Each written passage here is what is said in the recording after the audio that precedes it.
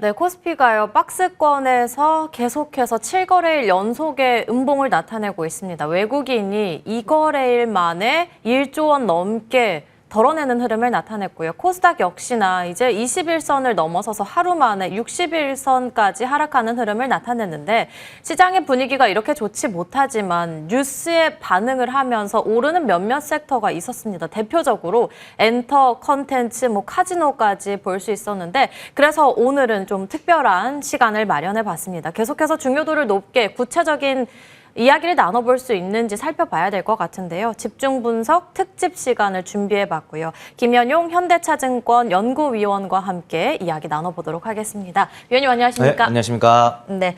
어제 중국 드라마 규제 완화와 관련한 이슈가 나오게 되면서 엔터, 컨텐츠, 카지노주들이 어제 오전장에도 강했는데 계속해서 그런 흐름을 이어가는 모습 나타냈습니다. 네.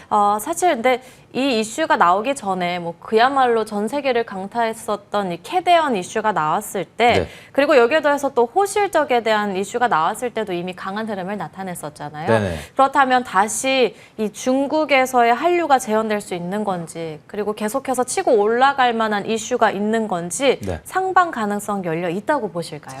일단은 이제 지금 현 시점에서는 열려 있는 것으로 보고 있고요. 미디어 같은 경우도 이제 엔터는 원래도 이제 좋았죠. 연초부터 이제 중국 이슈도 계속 기대감이 살아 있었고, 그거 말고도 지금 이제 실적으로 움직이고 있는 게 미국, 유럽에서 공연이 많이 늘면서 이번 2분기 실적도 상당히 좋았습니다.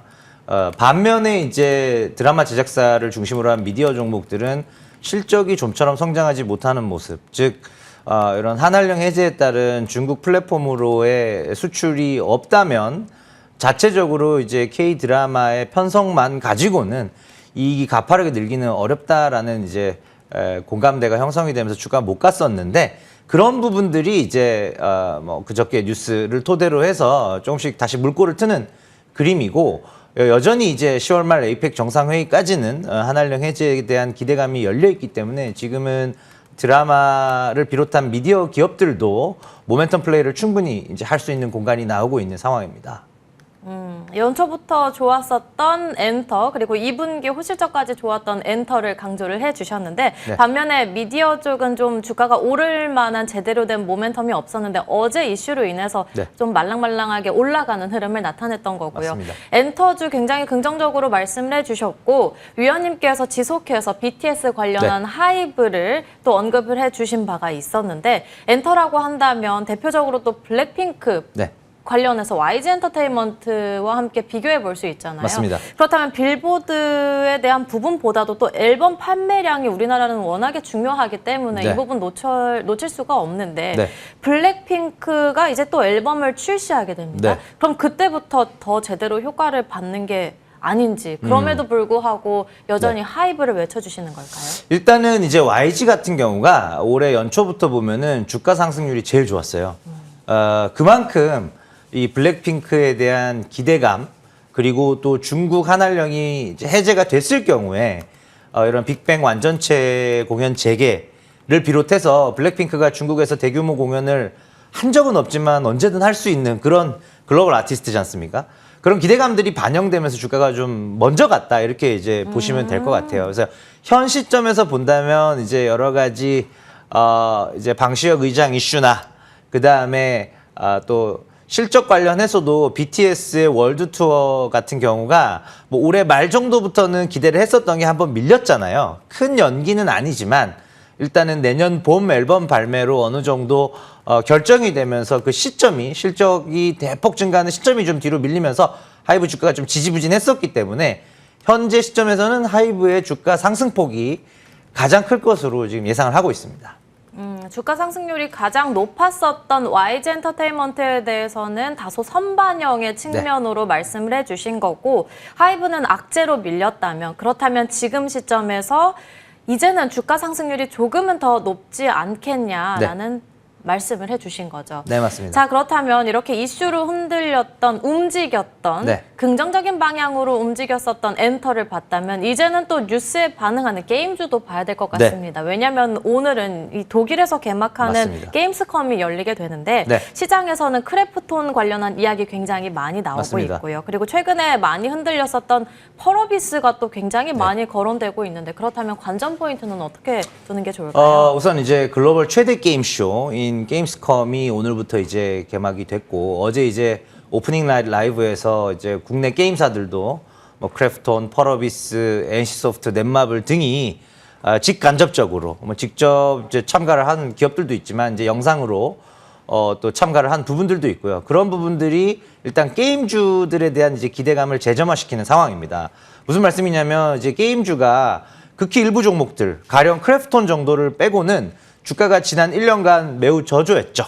그런 상태에서 크래프톤, NC소프트, 넷마블 정도의 대형주들을 중심으로 주가가 조금씩 반등을 도모하고 있는 상황에서 이번 게임스컴에서 이제 대거 신작들이 공개가 됐고 그런 부분들이 게임주 전반의 온기로 이어지면서 올 연말부터는 이제 국내 게임사들의 콘솔 게임 신작 출시가 상당히 줄을 이을 예정입니다. 그래서 그런 부분들이 이제 게임주의 모멘텀을 강하게 불어넣을 수 있는 상황이라고 판단하기 때문에 게임주에 대해서도 이제는 조금 관심을 늘려갈 시기다. 이렇게 말씀드리겠습니다. 이제는 슬슬 게임주에 대한 관심을 좀 받아가야 될 것 같다 말씀해 주셨는데 그렇다면 이제는 어디를 봐야 되는지가 네. 또 중요하잖아요. 네. 게임주는 하반기가 분명한 성수기가 될 거고 네. 실적 잘 나왔지만 고점 대비해서는 꽤 많이 빠졌었던 크래프톤 네.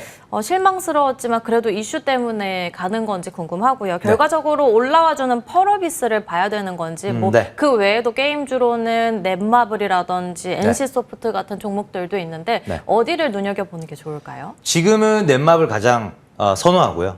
넷마블 그리고 크래프톤 정도로 이제 압축이 가능할 것 같습니다. 우선 게임주는 뭐니 해도 신작 아니겠습니까? 그래서 넷마블 같은 경우가 이제 8월 26일에 모바일 MMORPG 뱀피르 이게 이제 자체 IP이기 때문에 흥행을 했을 경우에 영업이익률에 아주 큰 기여를 할 겁니다. 그래서 요게 3분기에 나오고 또 중간에 몬길 스타다이브 그리고 연말에 7개의 대지 오리진 7개의 대지 오리진이 넷마블이 도전하는 플레이스테이션 엑스박스 향으로 가는 첫 콘솔 게임이에요. 이런 부분들에 대한 모멘텀이 가장 뚜렷하고 마진이 구조적으로 좋아지는 넷마블을 최선호주로 꼽고요.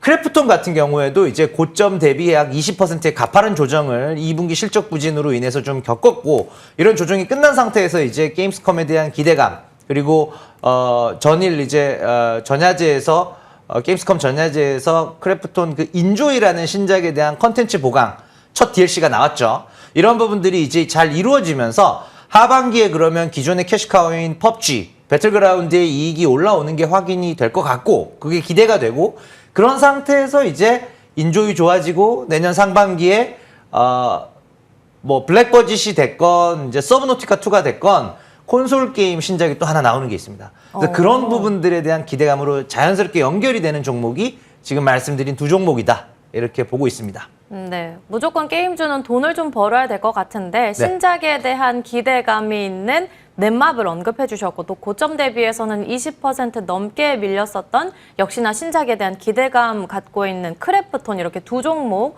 언급을 해주셨습니다. 네. 그렇다면 이번에는 좀 반대로 봐야 될 것 같은 게 펄어비스가 좀 조심스럽습니다. 계속해서 우리에게 좀 실망감을 맞습니다. 안겨주게 되는 것 같은데 네. 그럼 이제 걱정이 뭐 오늘 그런 대화가 열리는 건 알고 있는데 설령 상을 받는다고 해도 이제 중요한 건 게임이 안 나오면 도대체 이게 상을 받아도 무슨 소용이 있겠느냐라는 고민이 좀 되는 것 같은데 붉은 사막이 계속 지연돼서 이제는 또 내년에 출시가 된다라는 이야기까지 나오고 있고 워낙에 많이 빠졌었기 때문에 어제 이 이슈로 단기로 올랐던 건지 아니면 이런 악재들이 좀 해소되는 구간에 있기 때문에 우리가 볼만한 이슈가 있는 건지 궁금합니다.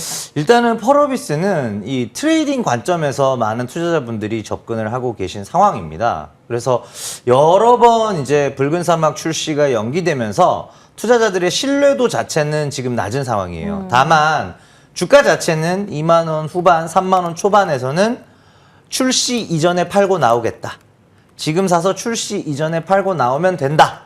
이제 그런 어떤 투자 심리가 작동이 되면서 주가가 이제 어느 일정 레벨 밑으로는 이제 안 내려가고 있는 상황인데 굉장히 어떻게 보면 위험 부담이 큰 전략이다라고 말씀을 드리겠습니다. 그래서 지금 상황에서 뭐 펄어비스를 3만 원 초반에 잡아서 이게 위험 부담을 안고 위험이 크면 사실 이제 기대 수익률도 커야 되잖아요. 이게 뭐 40% 50% 먹을 수 있는 그런 종목은 또 아니거든요. 거기까지 올라가려면은 정말로 이제 출시 일정이 잘 지켜지고 흥행을 했을 때 이제 그런 것들이 보일 텐데 그러면 결국은 이제 20% 30%가 채 안 되는 저 직전 트레이딩 사이클에서도 저점 대비 고점이 30%가 채 안 될 거예요. 완전 저점에 사서 완전 고점에 파신 분들 거의 없으니까요.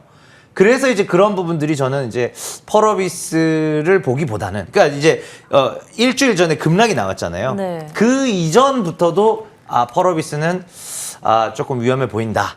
그 대신에 이제 넷마블이나 크래프톤, 뭐 NC도 나쁘지 않다.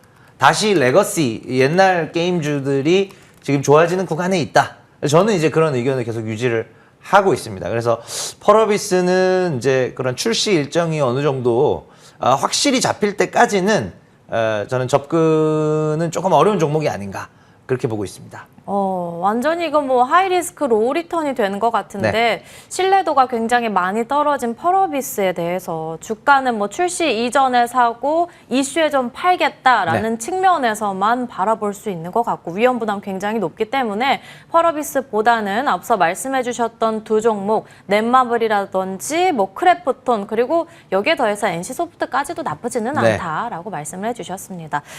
그렇다면 이렇게 앞서서 이야기를 나눠봤었던 뭐 한한령 해제에 대한 기대감 그리고 콘텐츠 제재 완화에 대한 이슈도 있었는데 네. 유커 관련해서 카지노주까지도 좀 볼 수 있을 것 같습니다. 네. 어제 시장에서 카지노주 뿐만이 아니라 여행주로도 좀 확산되는 모습을 나타냈었는데 그렇다면 여행주로 확산을 봐야 되는 건지 아니면 카지노를 중점으로 해서 강한 플레이를 해봐야 되는 건지 궁금합니다.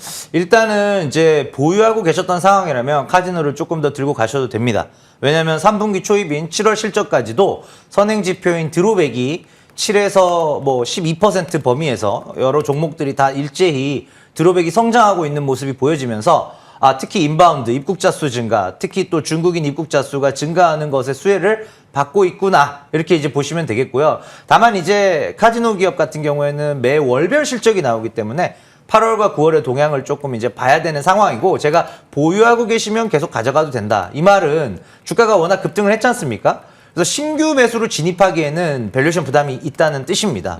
그러면 이제 여행주로 온기가 과연 올 것이냐인데 10월이 여행주의 최성수기예요. 지금 뭐 네. 연휴도 굉장히 길지만 4분기 최성수기가 일단은 목전에 있고 또 하나 이제 하나투어 같은 이제 대장주들의 밸류에이션 멀티플이 카지노 종목들 대비 한 30-40% 저렴한 주가 수익 배수 12배 정도에 지금 형성이 되어 있거든요.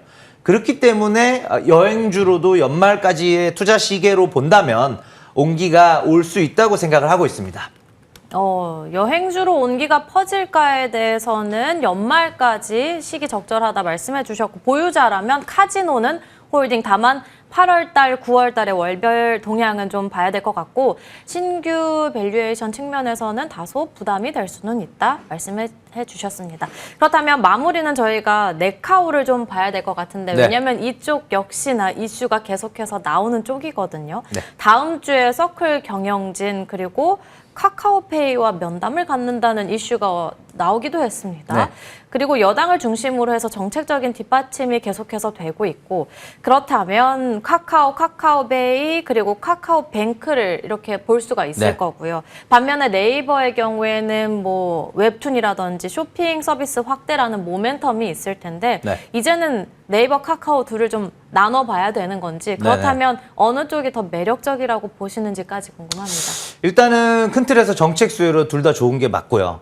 그렇지만 단기적으로는 카카오가 좋아 보이고 중장기로 보면은 확실히 네이버가 괜찮습니다. 왜냐하면 이게 실적과 밸류에이션이 뒷받침되는 게 네이버고 카카오도 이번 2분기 때는 이제 자회사 손익이 대폭 개선되면서 어닝 서프라이즈가 나왔지만 여전히 이제 주가 수익 배수가 30, 40배 이상으로 부담이 있는 상황이거든요. 그럼 이제 다만 단기적으로 본다면 카카오가 9월 달부터 순차적으로 있을 카카오톡의 대대적인 개편 여기서 이제 광고 시장에서 다시 한번 치고 올라가는 그림이 나올 수 있다는 기대감, 그리고 10월부터 또 다시 순차적으로 출시되는 AI 플랫폼에 대한 기대감, 이 부분은 또 모멘텀 측면에서 거리들이 굉장히 풍부합니다. 그렇기 때문에 이제 카카오가 지금 단기적으로 주가는 더 갈 것 같고요.